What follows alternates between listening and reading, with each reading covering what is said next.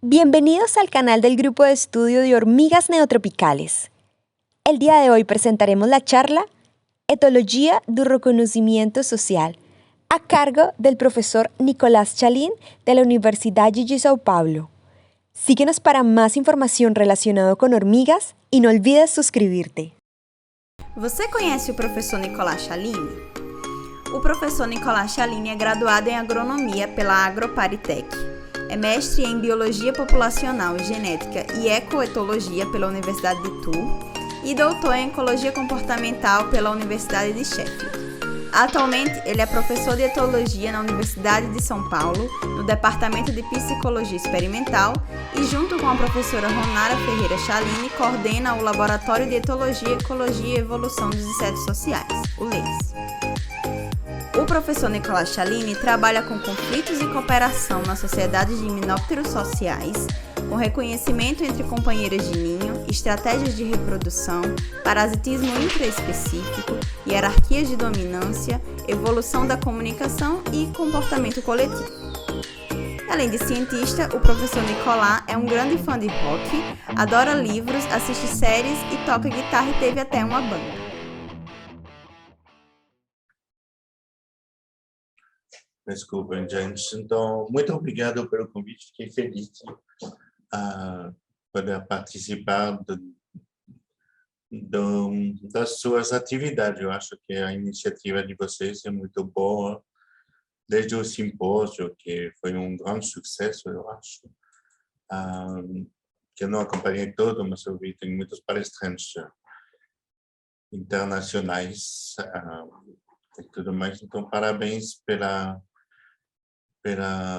pelas atividades, pelo empenho também a trazer o mundo da micologia para o mundo ibero-americano e para o mundo em geral. Acho que estão construindo uma fama que é muito boa. Essa divulgação também é muito importante para nós, ir um pouco além da universidade, trazer o nosso conhecimento, o nosso entusiasmo a fazer pesquisa sobre formigas em outros países também. Então, eu acho muito bom.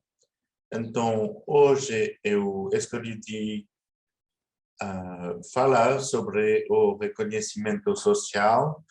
Eu vou falar em português, porque acho mais adequado em relação a minhas habilidades e o jeito de poder compartilhar a pesquisa que eu venho desenvolvendo aqui no Brasil, mas eu coloquei o slide em inglês, então tem essa dupla língua de inglês no slide, eu vou falar em português, tá? Então, o reconhecimento social é uma coisa muito importante. E uma coisa interessante que eu estava lendo ontem, por acaso, o livro de Darwin sobre a descendência do homem. Ele considera como uma das características herdadas, natural, instintiva dos grupos sociais, essa tendência a proteger seu grupo, a defender seu grupo contra outros grupos sociais. Então, desde Darwin tem essa ideia, e para ele, o homem mesmo, herdou essa capacidade de se defender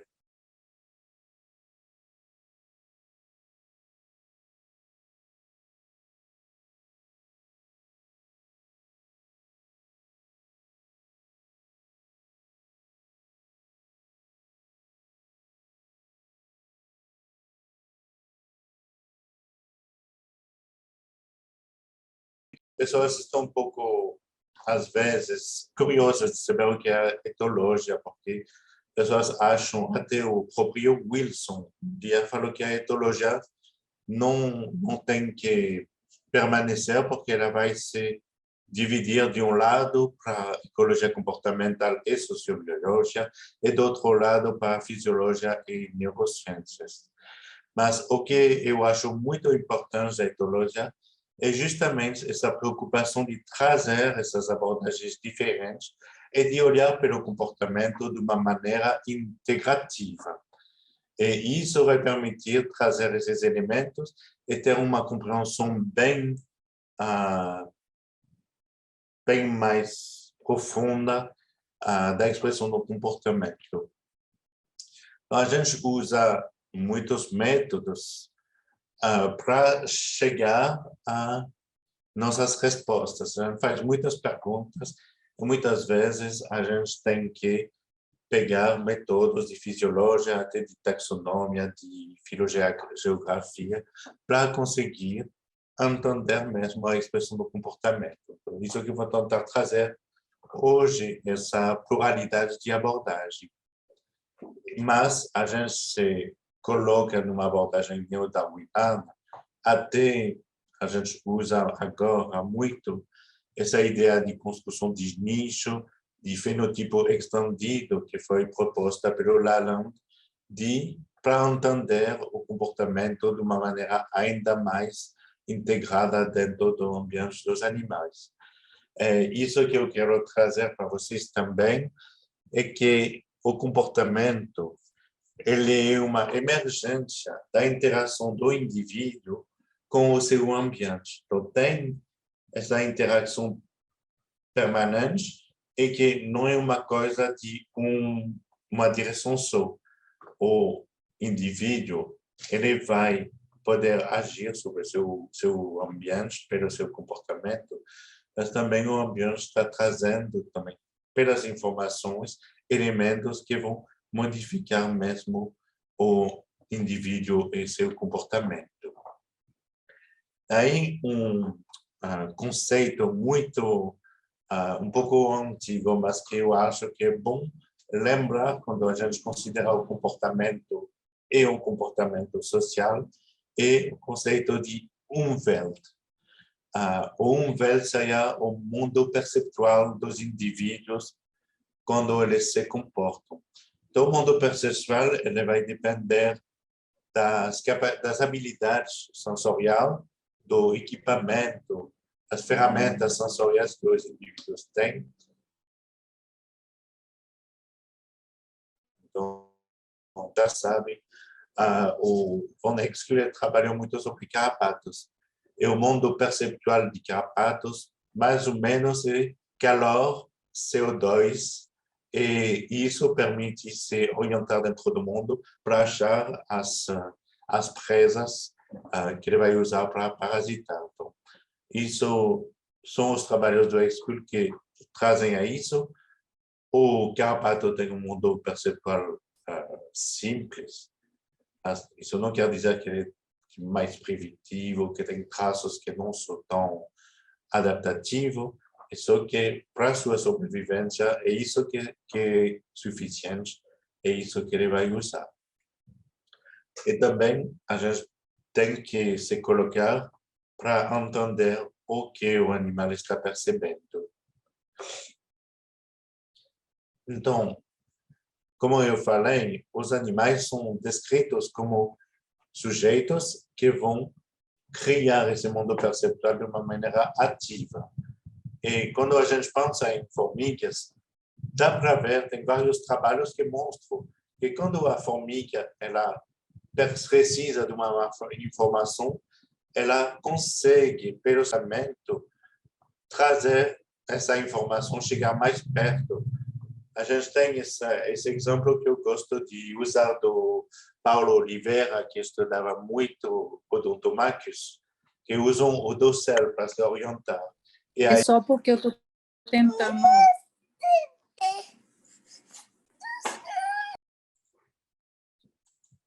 vocês estão aqui? Pode continuar. Então, as formigas do gênero Odontomachus, quando elas saem do ninho, elas vão levantar a cabeça, como se elas fossem aprender como que está o dossel, ver se tem uma modificação. Então, isso é um exemplo muito bom de como as formigas, com o comportamento, elas consigam se colocar no seu ambiente de um modo que vai ajudar a realização dos comportamentos.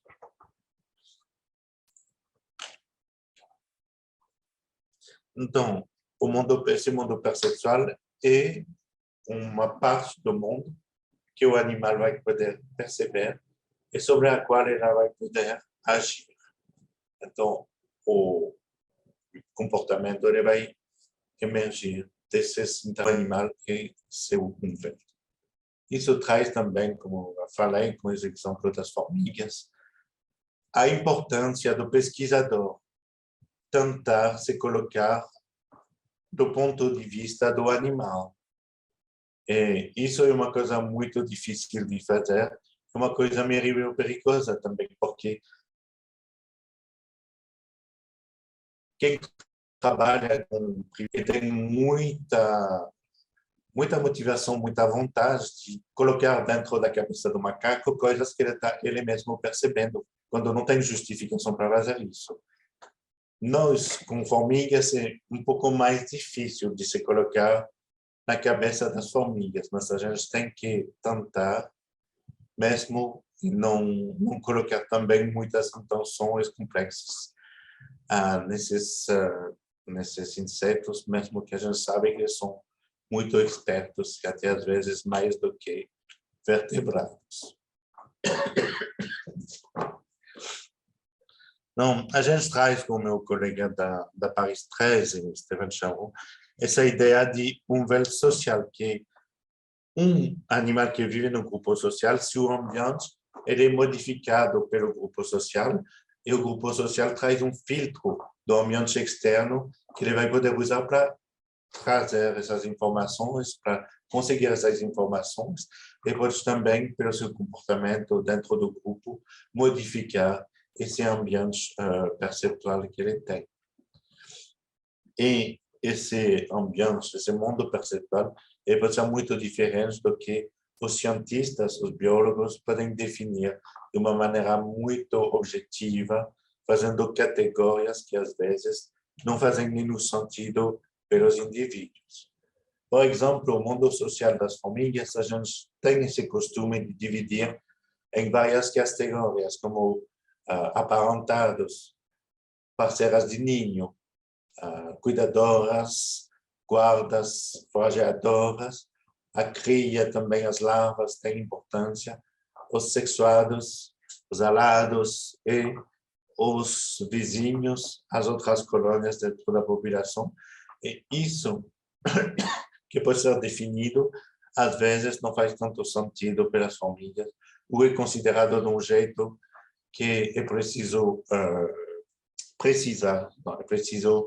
caracterizar para entender como se dá esse comportamento.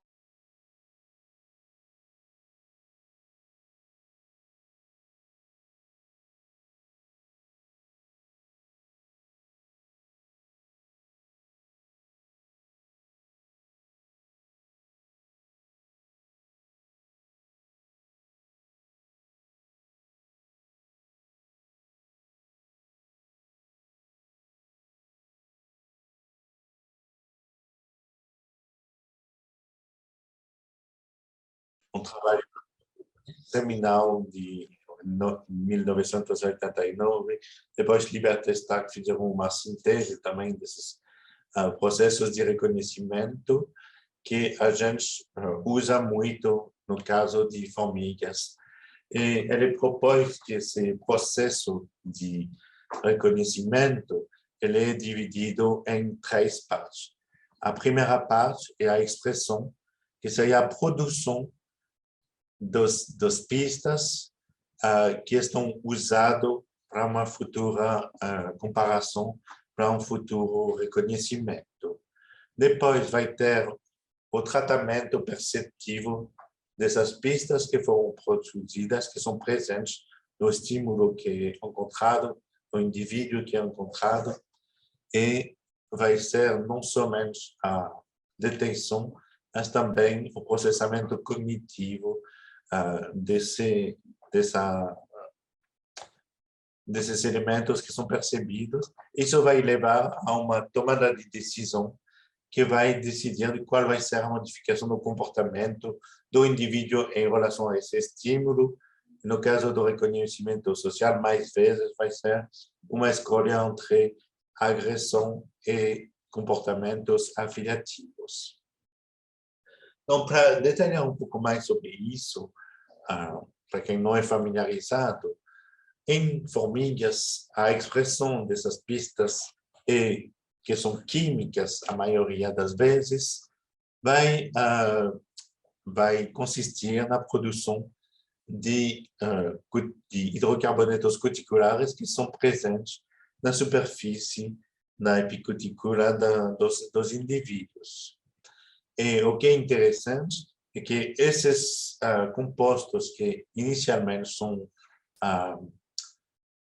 pensados como uma proteção contra a desidratação, eles são muito variáveis, eles variam por causa de muitos elementos internos e externos do ambiente. Então, os genes vão fazer variar essa composição, o ambiente também vai fazer variar essa composição, a fisiologia dos indivíduos, ou a quantidade de gordura, a fertilidade do indivíduo vai fazer variar esses compostos, e a gente, no modelo que a gente usa, faz a hipótese que tem uma variabilidade crescente dos indivíduos até as colônias, até as espécies, com as modificações maiores desses perfis químicos,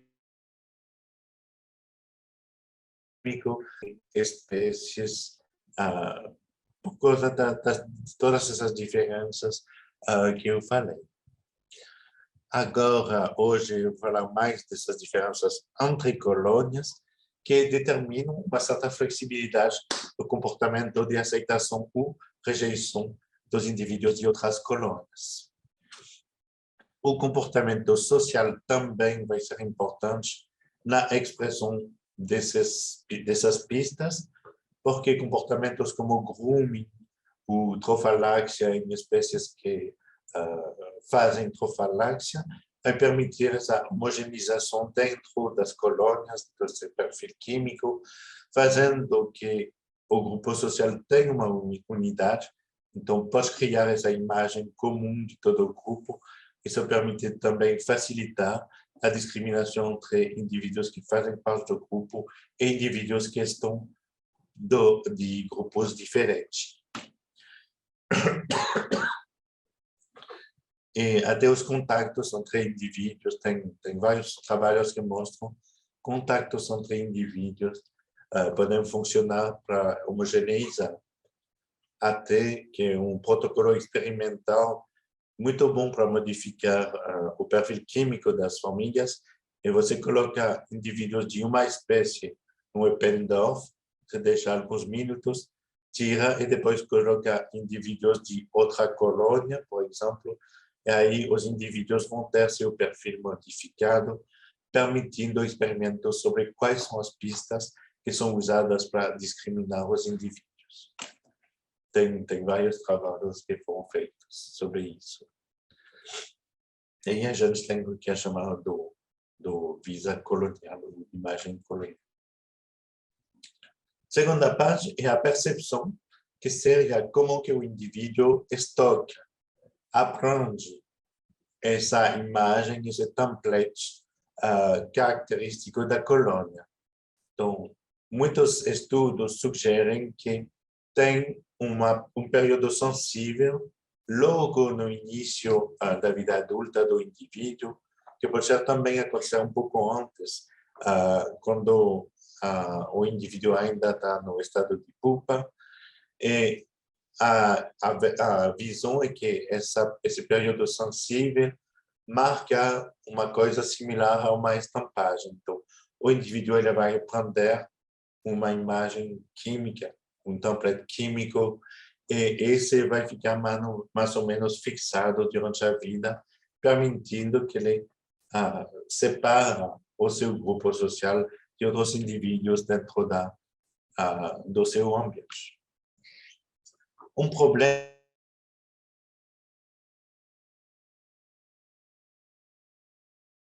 com um pouco fixada do template colonial é que, por causa das modificações do ambiente, por causa da comida, por causa de, às vezes, novas rainhas sendo adotadas, o visa colonial ele é muito dinâmico dentro da colônia. Então, você mostra uma colônia um dia e depois, 3 meses depois, você vai ver essas diferenças acontecendo. Então, tem aqui um problema com o qual os indivíduos têm que lidar, porque se você aprende uma coisa muito fixa, você tem uma probabilidade de rejeitar indivíduos que são do seu próprio grupo depois, quando tem esse tipo de modificação do perfil colonial. Então, tem uma necessidade de atualização desse perfil colonial, e isso traz perguntas sobre qual é o substrato neurobiológico desse perfil colonial. Então, onde que se encontra no cérebro das formigas, ou nas glândulas das formigas, essa imagem que vai ser usada para tomada de decisão comportamental, e também qual é essa aprendizagem que está acontecendo, porque é uma coisa muito específica do reconhecimento social, e a gente faz as hipóteses que tem mecanismos mais complexos do que essa estampagem inicial, que vão permitir responder ao perfil que é dinâmico, para ter uma imagem desse perfil estocado que também fica dinâmica. E, enfim, esse tratamento, então, vai levar a uma ação, que seria a rejeição ou aceitação, e a grande ideia do Rive, nesse artigo de 1980, é que tem um limiar ótimo para tolerar indivíduos em função do perfil químico dele. Isso vai permitir minimizar os custos ligados a erros de reconhecimento. Então, aqui tem a imagem famosa. Eu imagino que todos vocês já têm visto isso, sobre como que a gente vai conseguir posicionar esse limiar de aceitação e rejeição. Aqui nessa imagem tem a frequência e aqui tem a dissimilaridade entre o template que está na cabeça da família e os indivíduos, o perfil dos indivíduos que ele vai encontrar. Então, tem duas distribuições aqui normal. Aqui tem a distribuição dos perfis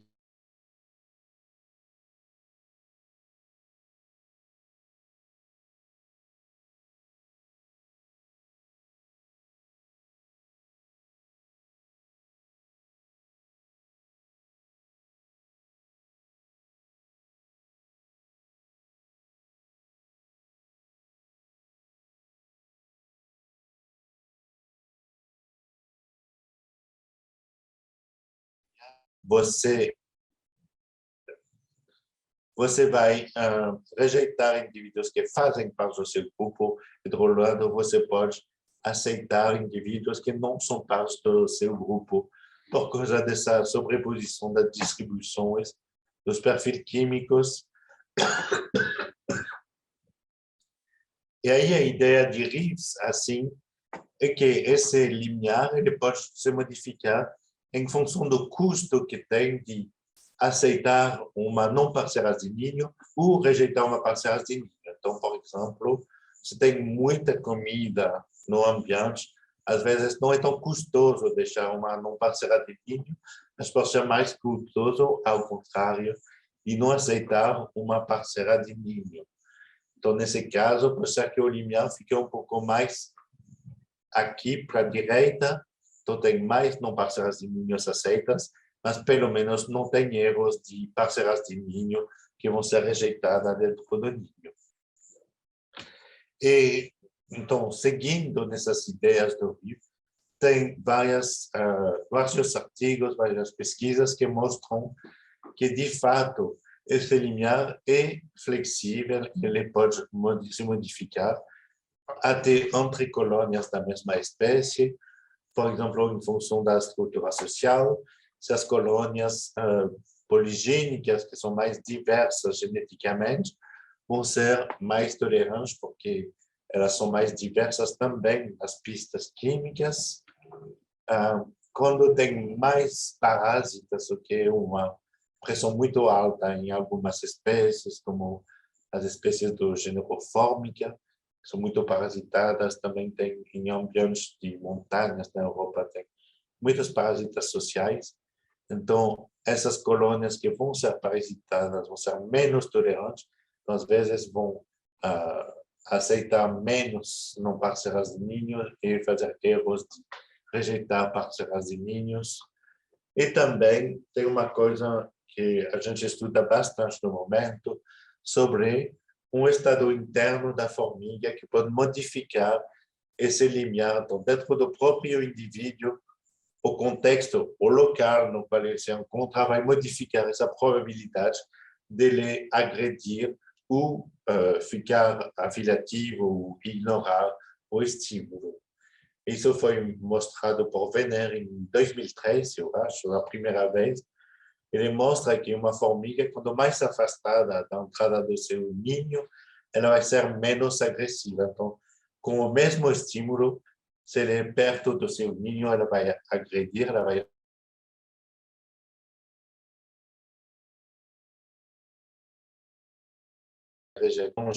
não tem, porque é custoso demais atacar um indivíduo que nem está ameaçando meu próprio ninho. Então, isso sugere uma certa plasticidade cognitiva e comportamental. Então, muitos estudos recentes em abelhas, em mamangavas sociais, do gênero Bombus, estão mostrando essa plasticidade. Mas, muitas vezes, isso é feito por cognitivistas que se encontram no laboratório com problemas que não são necessariamente muito conectados com a realidade ecológica das espécies. Então, a gente tenta também fazer isso e a gente usa esse modelo justamente de perfil dinâmico que tem que ter atualizado, essa imagem tem que ser atualizada para estudar justamente essa flexibilidade comportamental. O que é uma coisa que foi mostrada várias vezes é que tem, em algumas espécies, uma discriminação entre colônias que são consideradas como familiares e colônias que são estrangeiras. Então, a gente tem dois termos para qualificar isso.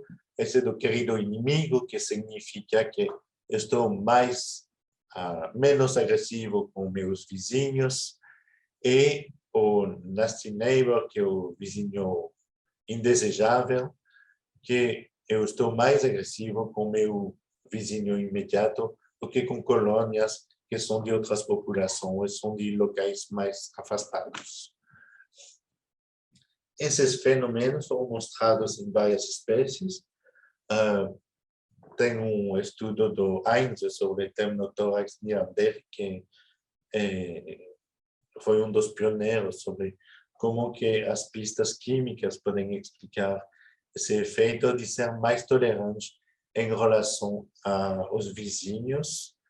E tem outras espécies, até espécies emblemáticas da competição ecológica, que são as formigas que coletam sementes, como o Poconomyrmex, e as formigas que têm que ocupam árvores e defendem essas árvores de maneira muito agressiva, e são as formigas do gênero Ecophylla. Então, nesse caso, a gente tem a competição entre colônias que leva a ser mais agressivo com as vizinhas, que estão competindo diretamente comigo, do que formigas desconhecidas. Aí, como que essa recognição dos vizinhos vai ser feita?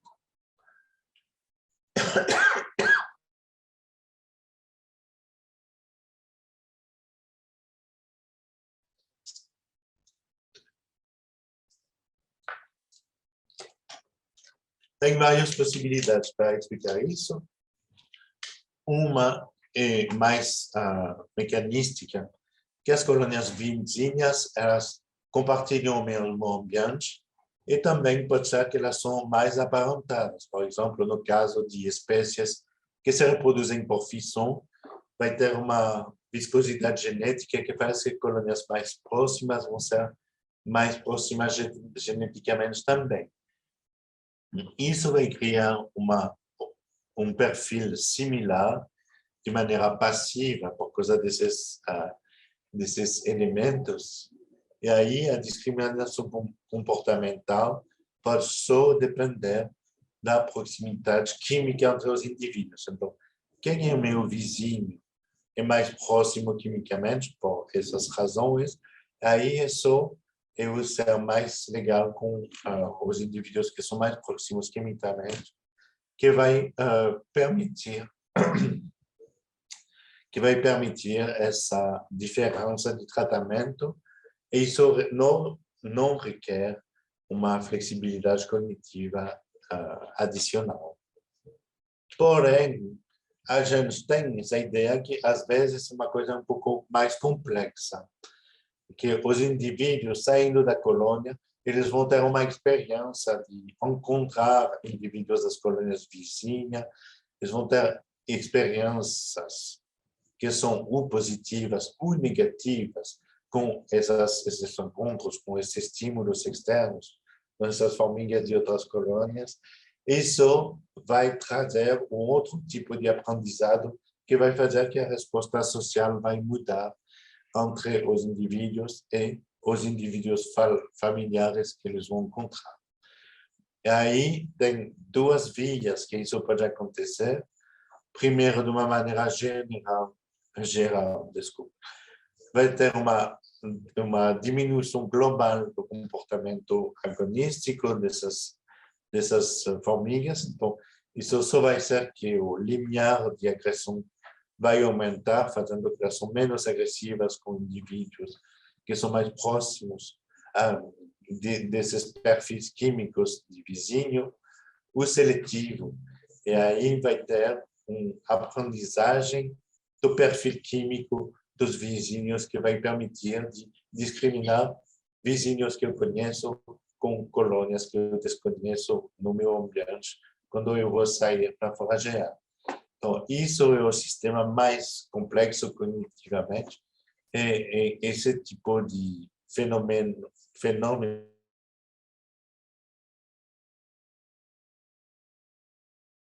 exercitando suas famílias.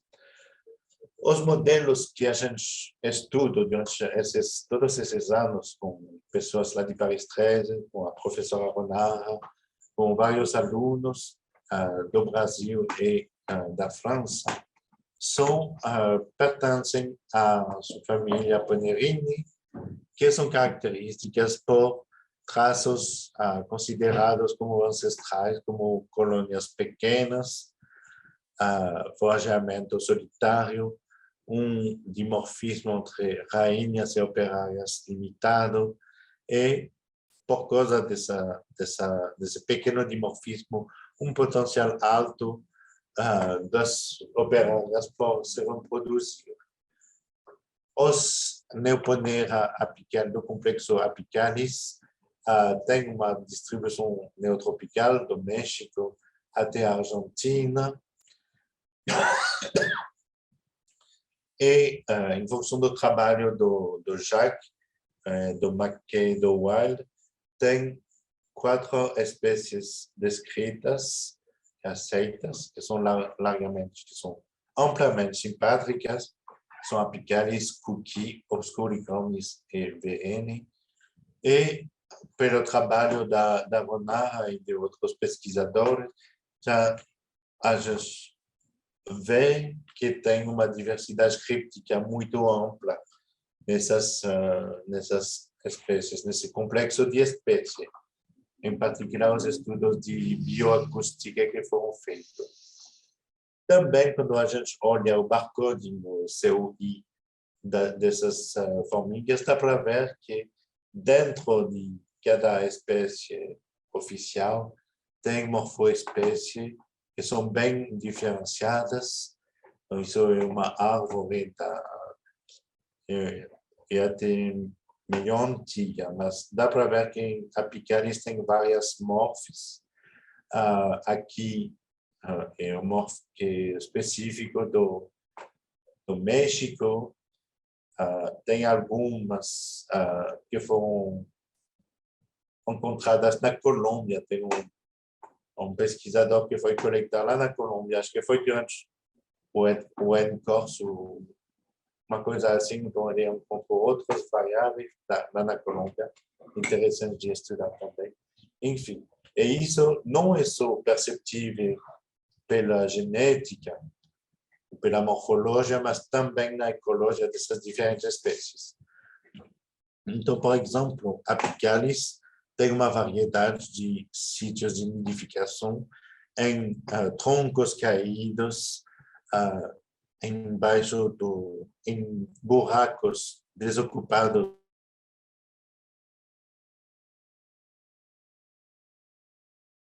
no chute, epifitas.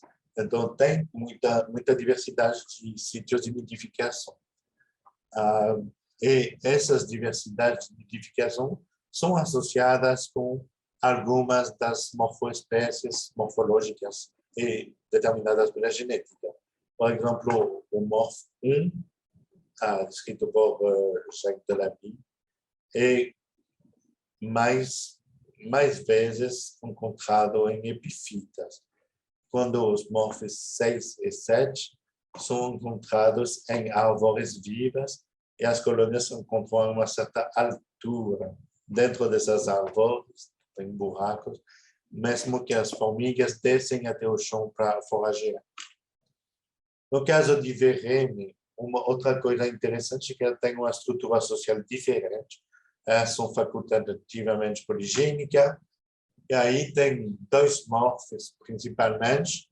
Um que é mais característico da floresta da Amazônia, que faz ninhos em galhos caídos no chão, e o morfo 2, que é mais característica do Cerrado, aqui na UFV de Sousa, que tem seus ninhos em buracos embaixo do chão. Então, tem essa diferença também de nidificação.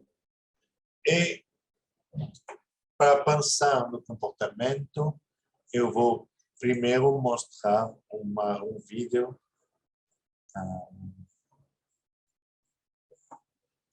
Será que vai funcionar? Desses comportamentos de agressão que a gente vai usar durante o resto das apresentações.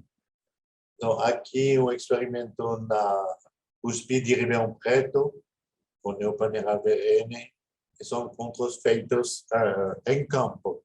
Então, a gente coloca as formigas nesses tubos que vão limitar o fato que elas vão fugir. E tem vários comportamentos, como box de antena.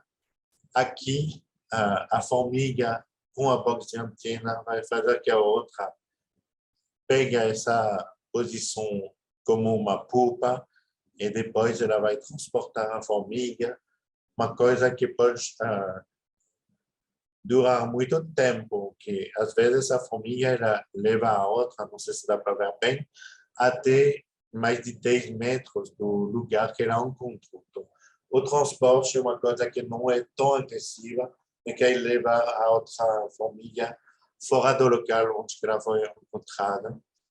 Aqui, o mais agressivo, que é o biting, e o stinging.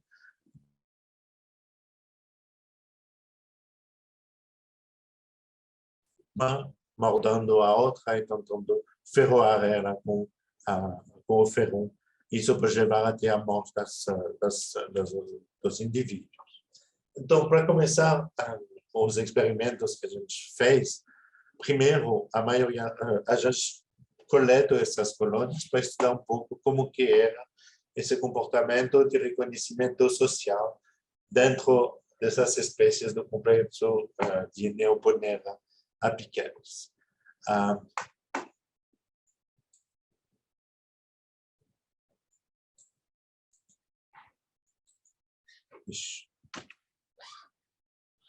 Então, o que a gente olhou no trabalho do doutorado da Ronara sobre essas Neoponera verene da Universidade Federal de Viçosa, e que tem uma variação do comportamento em função da distância.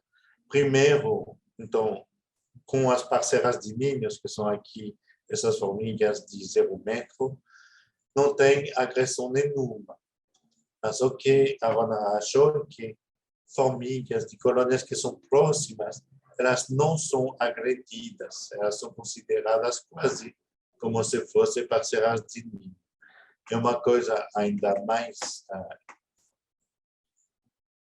surpreendente, que as formigas que são mais afastadas, mas ainda compartilhando área de forrageamento com as formigas focais que são testadas, elas têm uma agressão, um índice de agressão maior, mas que principalmente composto por comportamentos ritualizados como transporte e ameaças, que são essas cores laranja e amarelo.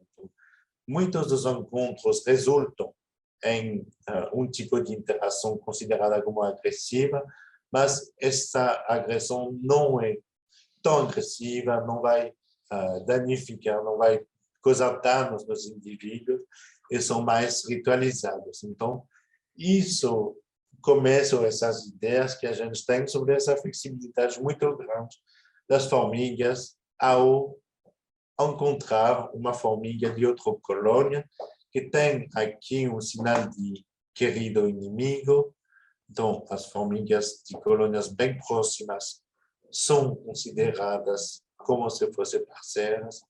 Às vezes, pode ser coisas de tipo polidomia também, mas essas formigas que são mais longe, elas são consideradas com mais agressão do que as formigas que são fora da área de forageamento das formigas focais, e as formigas de mais longe ainda,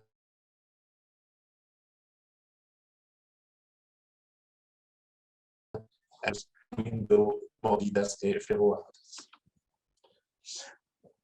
Com esse intuito de ver por que isso seria que acontece essas diferenças, a gente começa a pensar a fazer estudos comparativos para ver se tem um elemento que é ligado à filogenia ou à ecologia que poderia explicar essas diferenças de comportamento entre as espécies, entre ninhos vizinhos dentro dessas diferentes espécies.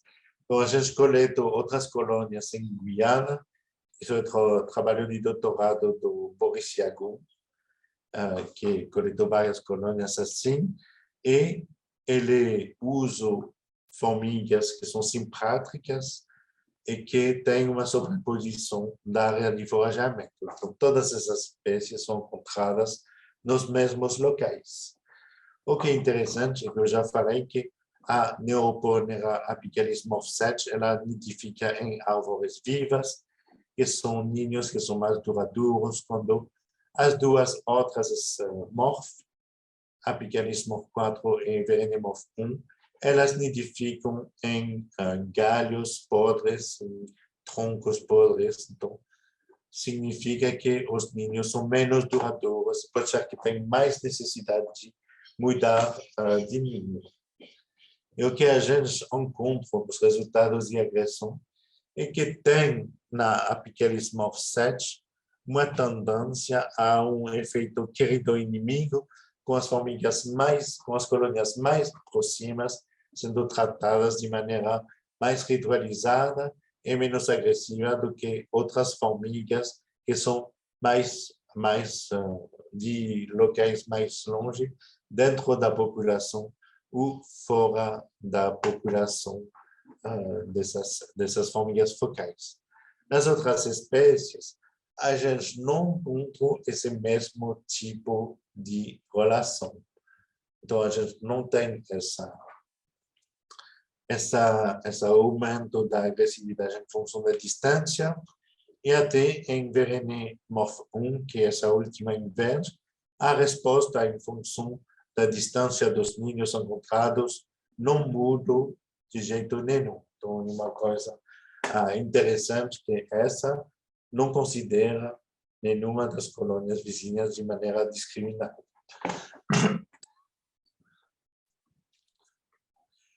O que é interessante também é que esse tratamento diferencial não é ligado à distância química ou à distância genética, que as duas correlações não são significativas, então isso significa que tem outra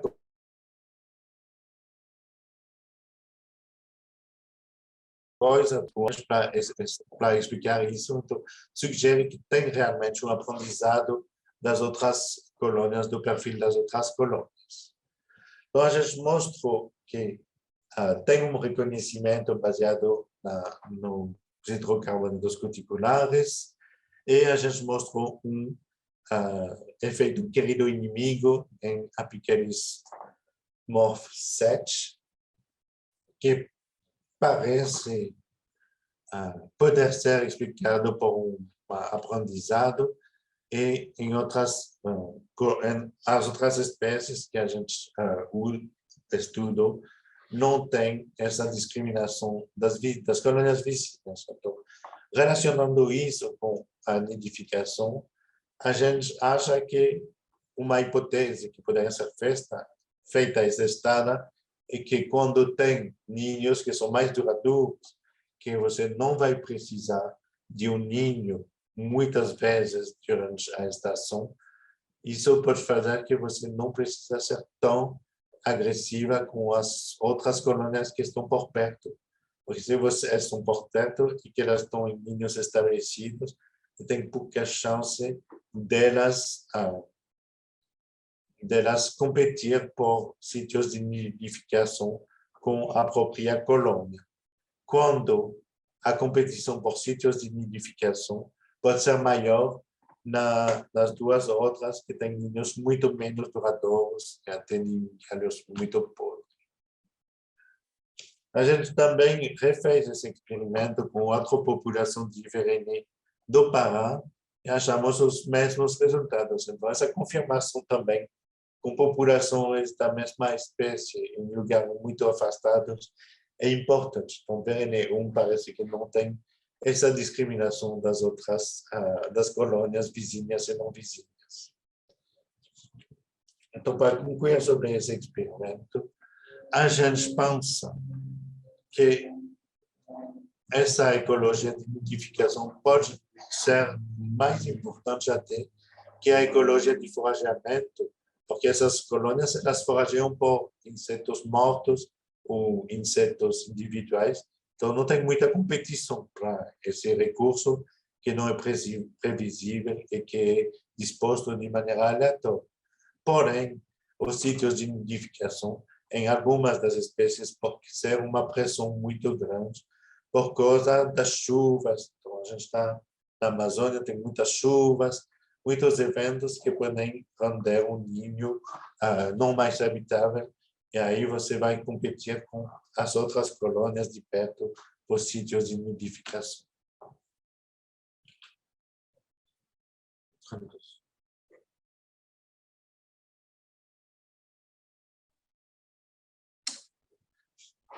Então, depois desses experimentos em laboratório, a gente decidiu sair um pouco do laboratório para estudar de fato o que estava acontecendo na natureza, no lugar onde as colônias se encontram, e a gente benefício de poder trabalhar aqui no Brasil em locais que permitem um processo de acompanhamento das colônias por longos períodos. Então, o primeiro que eu vou apresentar foi feito em Ribeirão Preto, e a gente testou colônias focais que as operárias foram todas marcadas, as forageadoras. A gente testou a resposta dessas formigas com colônias de mais ou menos distantes. E, ainda mais, o que a gente testou também é a direção na qual a formiga estava se dirigindo quando ela saía e em direção da colônia com a qual ela encontra. Então, aqui tem essa rosa de ventos. A gente considerou que o local de forrageamento das formigas era esse quadrante vermelho ao redor da direção da qual ela saia. Então, as colônias que se encontravam dentro desse quadrante, elas estão consideradas como mais familiares, porque essas colônias têm fidelidade de forrageamento, elas vão sempre no mesmo sítio, quanto colônias do outro lado, aqui no oeste, nesse caso, elas estavam consideradas como colônias menos familiares para essas famílias individuais. Então, a gente combina a colônia e o indivíduo desse estudo quando que ele vai encontrar o estímulo e rejeitar ou aceitar. A gente fez esses encontros em campo, então, pintando as formigas individuais, assim, foi um processo longo, demorado, mas valeu a pena. Aí parece que a gente tem um efeito nessa espécie Neoponera perenne 2, de querido inimigo, que as formigas são menos agressivas com as formigas próximas, mas também elas são menos agressivas individualmente com as colônias que estão na área onde elas forageiam. Então, isso reforça a nossa ideia que a familiaridade pode ser importante para determinar a expressão do comportamento de reconhecimento social, do comportamento de agressão, porque parece que essas formigas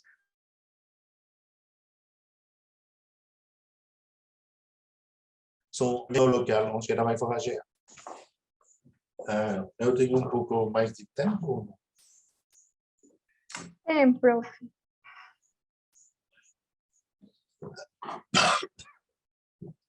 Então, essa ideia de local onde a formiga estava indo levou também a considerar a importância do comportamento de forageio na ecologia dessas formigas sobre a expressão do comportamento social.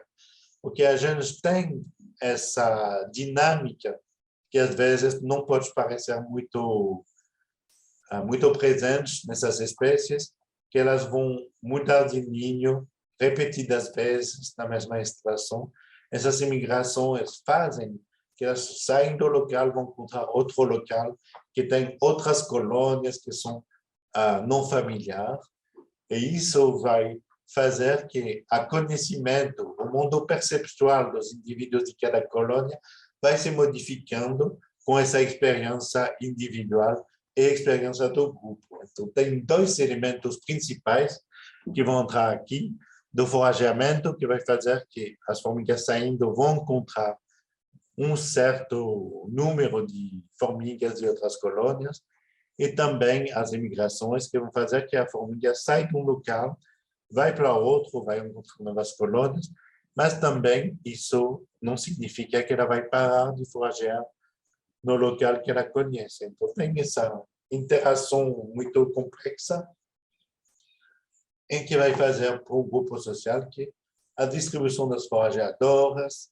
a fidelidade de forageamento das colônias, combinado com a imigração, vai mudar o mundo perceptual, a experiência, o aprendizado, e também muda a estrutura da competição entre as colônias.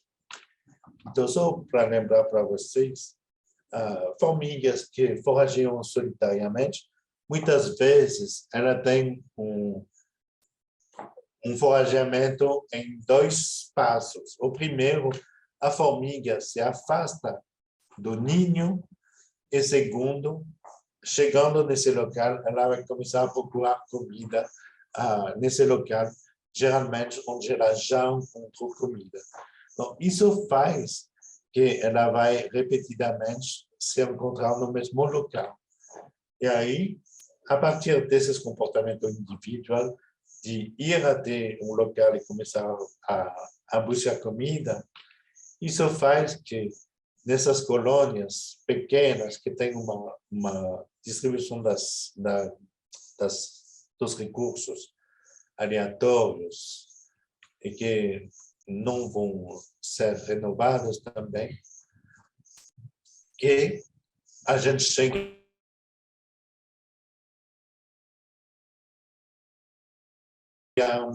que vão aprender uma zona de forrageamento. Então, tem isso na teoria, que as interações dentro do ninho de competição faz que formigas aprendem zonas diferentes onde elas vão ter sucesso e, tendo sucesso, elas vão esvaziar essas zonas, porque faz que outras formigas vão ter sucesso em outras zonas. Então, isso vai permitir uma distribuição uniforme das formigas ao redor do ninho, fazendo que ela pode explorar o ambiente de uma maneira otimizada, mesmo que não tenha estratégias coletivas de forrageamento. Então, nessa ideia, a gente teve a oportunidade de fazer um estudo no Espírito Santo de 3 meses de duração, e foi 2 mestrados, na verdade, de alunas francesas. A gente tem aqui, aqui são 100 metros, então muito perto a gente tem uma densidade muito alta de colônia de Neoponera vereni morph 2. Então, isso era um local ideal para fazer esse tipo de comportamento, de seguir as formigas individuais e de ver como que isso influenciava, junto com as imigrações das diferentes colônias, o reconhecimento social e a agressão entre as colônias. Então, a gente fez análises dessas áreas de forrageamento, colocando esses palitos com o número aqui ao longo do forrageamento das formigas. Como as formigas são marcadas individualmente, a gente dá para registrar onde que uma formiga X sai, onde que ele vai entrar, e também se ela foi bem sucedida ao voltar. Eu perdo o meu mouse.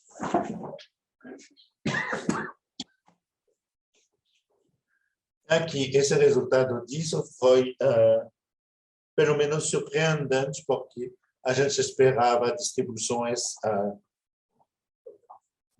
distribuições aleatórias ao redor do ninho, e não foi isso que a gente encontrou.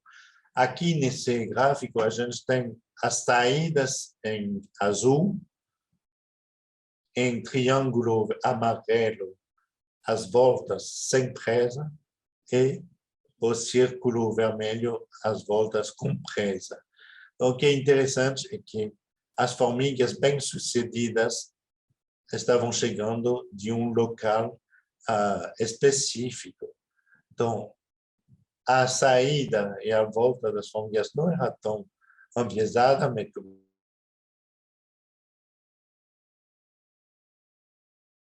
mesmo num local específico. E o que é interessante é quando a gente compara colônias próximas, de alguns metros, a distribuição das forageadoras e das forageadoras bem-sucedidas eram as mesmas, o que significa que essa distribuição aleatória, não no seu local, que é um local bem heterogêneo, com o local de pasto e local de floresta, fez que a distribuição das operárias não era aleatória e também que elas encontravam comida no mesmo local, fazendo que, às vezes, tenha uma competição. Então, é isso a dificuldade, porque se elas vão todas no mesmo local, a gente poderia fazer a hipótese que não tem competição, porque há a hipótese também de que as indivíduos da mesma espécie se excluem por causa da competição. E aí não foi o caso. E a gente tem aqui outro exemplo de uma colônia que era isolada, não tinha outras formigas, outras colônias ao redor. Ela tinha também uma distribuição das forageadoras muito ampliadas pelo local que ia pela floresta. Então, imagine, aqui ao redor é só pasto, grama, e até uma área que só tem terra, e aqui estavam indo até a floresta. E voltando, a gente notou também que isso era o mesmo local. aqui tinha local coberto, com sombra, e aqui não tinha só grama, então isso pode ser uma explicação também do sucesso. Porém, a gente viu que tem uma fertilidade alta dos indivíduos, confirmando outros estudos, por exemplo, em cataglifes bicolor, descrito na revisão do Traniello. Então, as formigas mesmo, elas aprendem um local e ficam voltando para esse local. E, então, a gente tem essa coisa muito interessante, que um local que tem uma concentração de presas vai ser um local que tem uma concentração maior de formigas da mesma espécie, das colônias ao redor. E aí tem até ninhos diferentes. A colônia 1, por exemplo, ela começou aqui, estava indo principalmente por lá, e depois se mudou para o local, para o meio da parcela de floresta, e aí ficou com uma distribuição mais homogênea. Então, tem uma importância muito grande do ambiente sobre o local onde se encontram as formigas, quando se vai foragear. Isso vai também influenciar os encontros.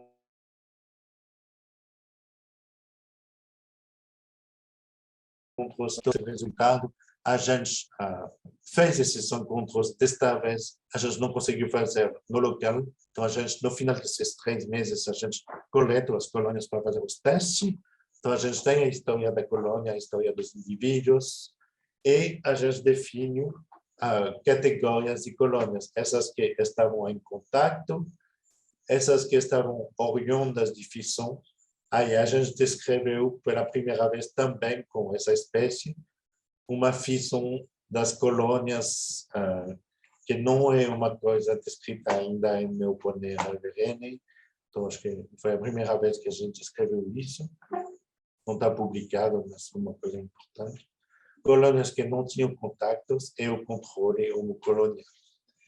Os comportamentos eram os mesmos: antenação, transporte, ameaça aqui, que são ritualizados, mordidas e ferroadas, que são comportamentos efetivos, que são muito agressivos e que podem colocar danos. O que a gente achou é que as formigas, elas fazem mais autogrooming quando elas encontram outras formigas de uma colônia da qual elas se separam, então, quando tem fissão, e menos autogrooming quando elas encontram uma formiga de uma colônia familiar. E elas interagem mais com as formigas de colônias que estão em contato do que colônias que estão em contato, mas que originam da mesma colônia por fissão. Então, os resultados não são muito claros, mas porque, às vezes, por causa do tamanho de amostragem, por causa de outros elementos de experiência, mas isso sugere, mesmo que não significativos, que tem um efeito que é oposto ao que é reprimido, o efeito do vizinho indesejável, que as formigas são mais agressivas com as formigas vizinhas que não são aparentadas, que não são que não têm origem na mesma colônia. Então, isso é interessante, porque isso pode explicar como, dentro da mesma população, com formigas familiares, você pode ter com ninhos familiares, você pode ter comportamentos diferentes em função da experiência de competição, a experiência de parentesco, que são colônias que eram uma só, que se dividiram em 2. E aí isso leva também a mostrar que esse acompanhamento longitudinal das colônias, para entender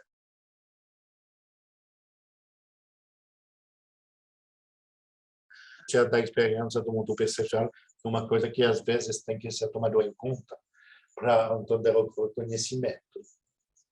A gente confirmou outros aspectos, que a presença da rainha aumenta a tendência a ser agressiva, então, por causa, talvez, da coesão dentro do grupo social que traz a presença de uma reprodutora.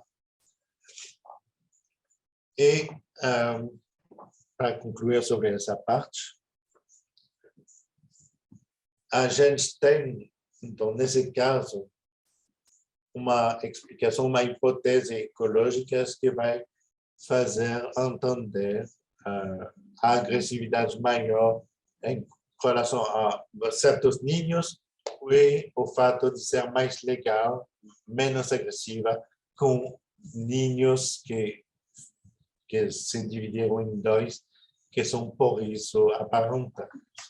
Então, só para concluir um pouco, a gente mostra que tem uma importância muito grande de efeitos, de elementos muito variados sobre a agressão entre ninhos, e a gente não pode caricaturar essa história de reconhecimento social como aceita ou rejeita. Veja, as famílias que têm uma experiência negativa contra as famílias vão ficar mais agressivas. Mas no mesmo lugar vão encontrar com famílias que são aparentadas.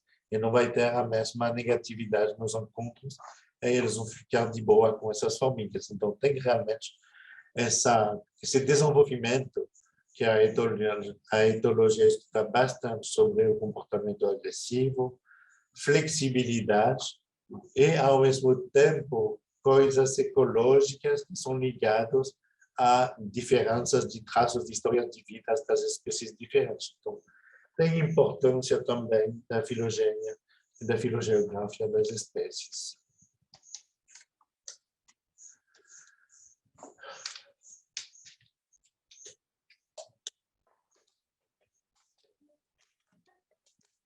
Estamos chegando ao fim, desculpa que eu fui muito longo.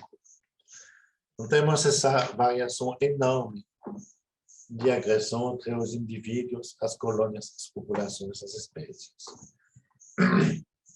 Muitas vezes, as pessoas consideram a etologia como a ciência que foca muito no que é característico da espécie. Mas isso não é bem o caso da etologia moderna. Ao contrário, na verdade, a gente está mais e mais interessado no desenvolvimento da experiência e nas causas próximas que são responsáveis pelo desencadeamento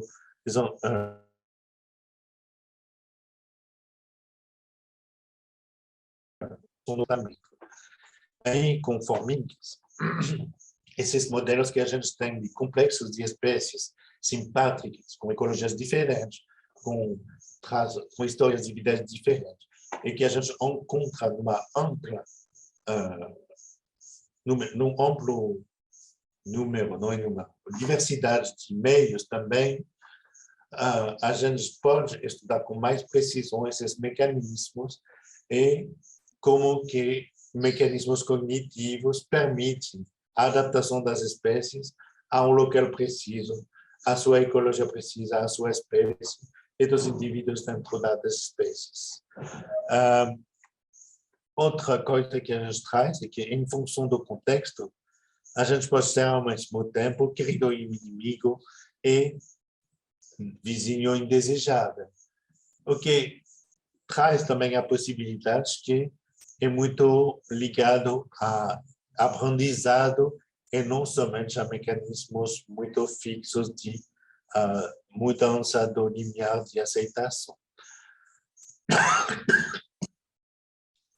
Com certeza, a gente continua precisando desses estudos de genética e de química para fazer a paz das coisas, mas a mensagem é realmente que todo interage e o indivíduo se comportando, rejeitando, ele também vai modificar o que os indivíduos de outras colônias talvez vão fazer ao encontrar indivíduos do grupo social. Então, a gente veja de um lado, mas não pode esquecer que é uma coisa sempre de dois sentidos, quando se trata de comportamento. E aí, para terminar, uma coisa que a gente está tentando estudar, está estudando, e a gente tem muitas vezes sugestões da existência de estados internos que poderiam ser aparentados a emoções, como eu falei, um encontro que é agressivo, isso traz uma experiência negativa para o indivíduo. Isso vai fazer que o estímulo que vai aprender depois desse encontro pode ser considerado de um jeito pior, e isso pode aumentar a probabilidade do indivíduo agredir no futuro estímulo similar. Então, os encontros vão se modificando ao longo da vida dos indivíduos que se encontram. Então, esses trabalhos, como vocês viram, são o fruto de muitas colaborações, principalmente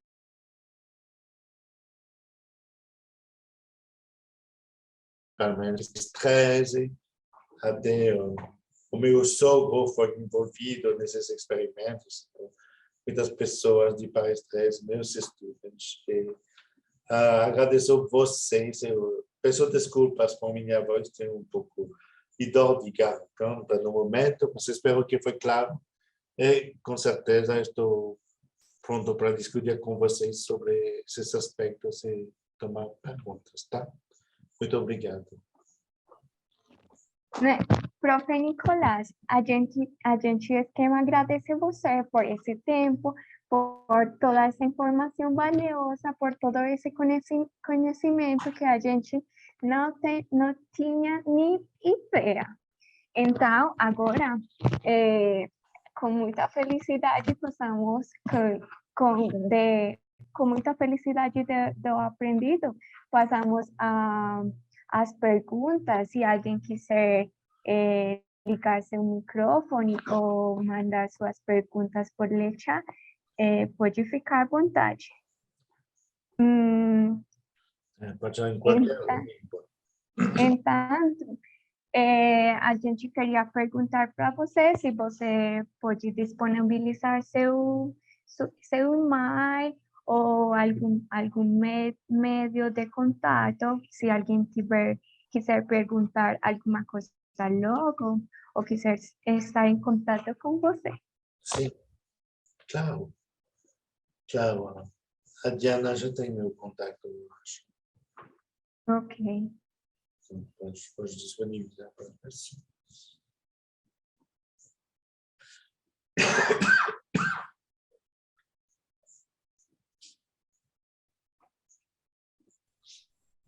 Hola, buenas tardes.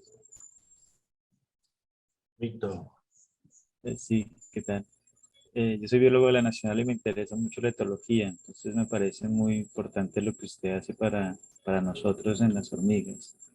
La pregunta es la reproducción, ¿cómo afecta los comportamientos que usted ha mostrado? Pues son muchos los comportamientos que usted ha juntado y pues quisiera entender qué tipo de diferencias hay por la parte reproductiva, ¿no?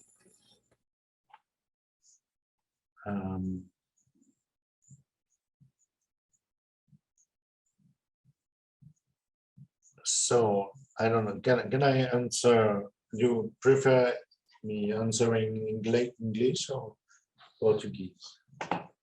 Ou tanto faz? Okay. What difference do you have occurred different species for reproduction?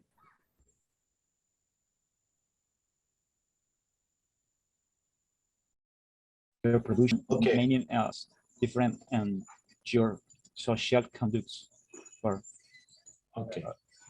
This is, yeah. Okay. Well, this is a very good question. It's a very humble question as well, something that would take another talk to answer. This is other thing we study as well, how inside the group, the ants reproducing are different from the ants that do not reproduce. In particular, Professor Ronald Ketaki, who is coordinating the lab, is working a lot with queenless ants. And interesting in these ants is that all the individuals identical in the beginning, but one of them actually mates and reproduces, and some other actually in the hierarchy. And there's a lot of differences in the behavior, which is linked to physiological differences, motivation as well, which I didn't talk today. And in the colonies that we studied, the social structure, for example, the number of queens or the number of males which reproduces with the queen, also will influence social recognition and the behavior linked with sociality in general. So this is something which is really interesting, not entirely limited to social recognition or behavior with other colonies. But as I showed in the beginning, we expect colonies with more queens or more males to be less aggressive, perhaps because they are less diverse, they're more diverse genetically and chemically. Yeah, I don't know if that answers your question, but could talk about it. Something that is also very interesting. And in our colonies, in our species, in the species we study, an interesting thing is that if you take the queen away, the workers will start fighting between each other to produce unfertilized eggs, which give rise to eggs. And the workers are fighting between each other to lay eggs. They stop to do other things in the colony. So they are mainly fighting, trying to lay eggs, and then they let other workers, which are subordinate,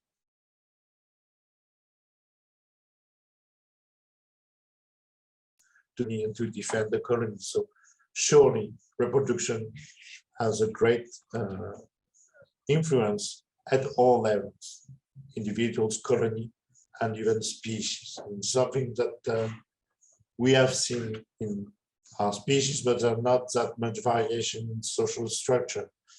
But if you see other species such as leafcutter ants, so there's a lot of variation in the reproductive system, and surely this this modifies the behavior between colonies until, and you probably know these examples of Argentine ants, ou outras espécies como Monomorium, que são unicoloniais. Aí dá para ver que o comportamento social ele é muito modificado por causa da estrutura da reprodução. Muitas rainhas que são muito próximas em algumas espécies, como Guasmania, são rainhas clonais, então não tem diferença genética, e isso faz que não tem mais conflitos entre colônias, todo mundo está, everybody just like is together, and this causes great problems for the ecosystem because there is no more this competition between groups of the same species, which means that other species are at danger because this social recognition mechanism actually disappeared and makes this species very difficult to deal with, to eliminate. And this is a great problem for conservation, and a problem which is mostly created by humans. But nonetheless, this shows how reproduction changes behavior and can have implications which are much larger at the level of ecosystems. Beautiful, thank you.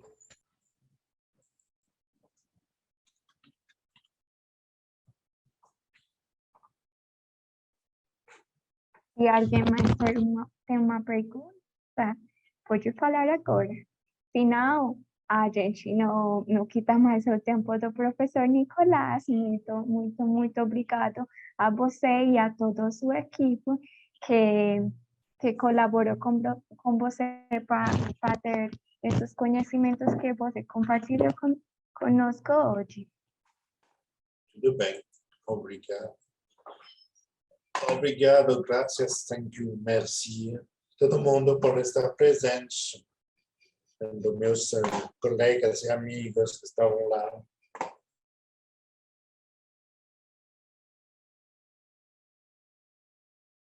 Rich, and let's talk again sometimes. Tchau, tchau, gente. Tchau, tchau. Muito obrigado. Obrigada.